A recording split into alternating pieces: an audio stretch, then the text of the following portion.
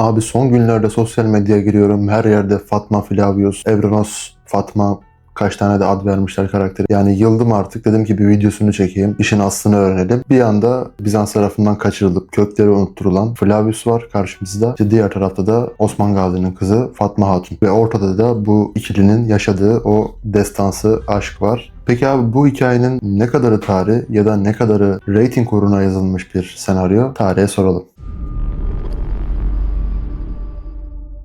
Videoya geçmeden önce tabii ki ne isteyeceğim? En büyük desteğinizi like atarak ve kanala abone olarak verebilirsiniz. Evet, ilk olarak inceleyeceğimiz konular Evrenos Bey işte tarihte gerçekten hafızasını kaybetti mi? Bizans'a esir düşüp işte hafızası unutturuldu mu? Osman Gazi'nin kızı Fatma Hatun'la gerçekten evlendi mi? İşte dizide Flavius'un yavaş yavaş hafızasını kazanıp bazı ipuçları bulup ailesini köklerini Karasoğulları Beyliği'nde bulması, Türk olduğunu hatırlaması, Müslüman olduğunu hatırlaması işlendi. Güzel abi, izledik, eyvallah. Ama dostlar tabii ki işin aslı bambaşka. Elbette böyle bir şey tarihi kaynaklarımızda yer almıyor. Kendisi köklü bir Türkmen beyliği olan Karasoğulları Beyliği'nin en saygın beylerinden biriydi.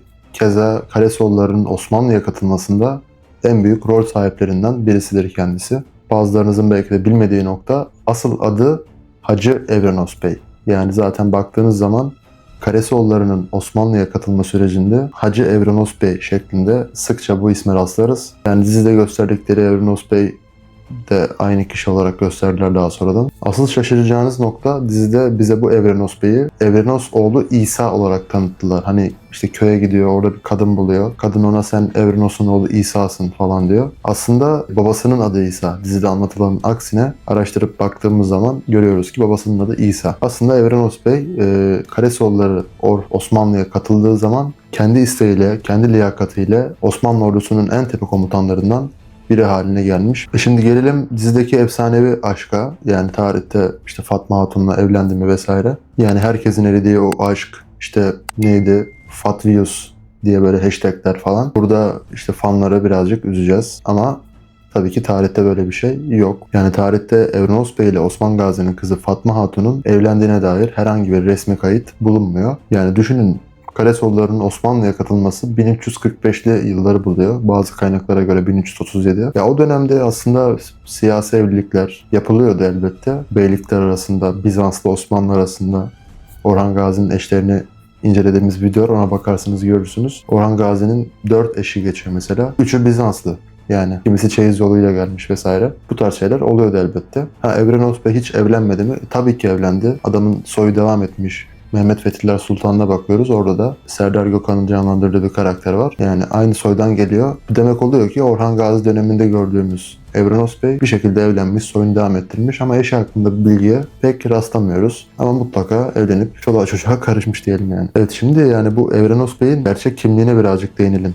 Dizideki kurgu dedik, hikaye dedik. Asıl gerçekte bu adam kim? Ondan bahsedelim. Dizide sandığınızın aksine bu adam çok efsane bir komutan. Karasoğulları'nın Osmanlı'ya katılmasıyla donanma gücü de ediniyor Osmanlı. Tabi bu süreçte Evrenos Bey, Orhan Gazi'nin oğlu Süleyman Paşa ile birlikte deniz yoluyla Rumeli'ye geçiyor. Rumeli'de fetihler yapıyor. Yani Rumeli'nin kapılarını açan kumandanlardan bir tanesi Evrenos Bey. Hatta en önemli kumandanlardan bir tanesi. Biri Evrenos Bey, diğeri Süleyman Paşa. Yani bugün Balkanlarda nerede bir Osmanlı eseri görseniz orada Evrenos Bey'in, işte Evrenosoğulları soyunun ayak izlerini, at izlerini görebilirsiniz. Ve sıkı durun, bizim bu Evrenos Bey'imiz tam olarak bir asır yaşamış yaklaşık olarak. 100 yaşın üzerinde vefat ettiği tahmin ediliyor. Yani dile kolay, bir de 4 padişah görmüş. Orhan Gazi, 1. Murat, Yıldırım Beyazıt ve Çelebi Mehmet. Özellikle Yıldırım Beyazıt ve Çelebi Mehmet dönemlerinde daha çok akıl hocalığı yaptığı biliniyor. Tabii yaşının ilerlemesi sebebiyle. Yani aslında sırf bu adamın hayatı bile kült sezonluk dizi olabilir. Bakın, alın size bedava konu. Evrenos Bey'in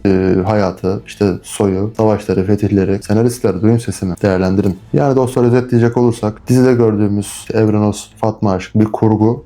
Kimimize göre izlemesi keyifli bir kurgu ama gerçek Evrenos Bey'in, Hacı Evrenos Bey'in hayatına baktığımızda 100 yılı aşkın yaşıyla o efsanevi hayatını görüyoruz. Bence o taraf daha görkemli. Yani bir sürü fethi, 4 tane padişah. Bence muazzam bir hikayesi var. Elbette dizilere baktığımız zaman, tarihi dizilere, Kuruluş Orhan özelinde söylemiyorum. Bütün tarihi dizilere baktığımız zaman adı üzerinde tarihten esinleniyorlar, vurguluyorlar. Yani oraya bakıp da bir şey öğrenmek çok doğru olmaz. İşte şöyle bir karakter var. YouTube'a yazalım, internete yazalım, araştıralım dediğinizde veya kitap okuduğunuzda işin gerçeğini öğrenmek bence en mantıklısı. Hem de bilgilenmiş oluyoruz. Yani siz bu konuda ne düşünüyorsunuz? Düşüncelerinizi yorumlara belirtmeyi unutmayın. Bir de tabii kanal 5 yılı aşkın süredir var. Eskiler bilir. Özellikle şu son bir aydır kendi yüzümü kullanarak video atıyorum. Yeni bir konsepte geçtim diyelim. En büyük desteğinizi like atarak ve kanala abone olarak verebilirsiniz. Bir sonraki videoda görüşmek üzere.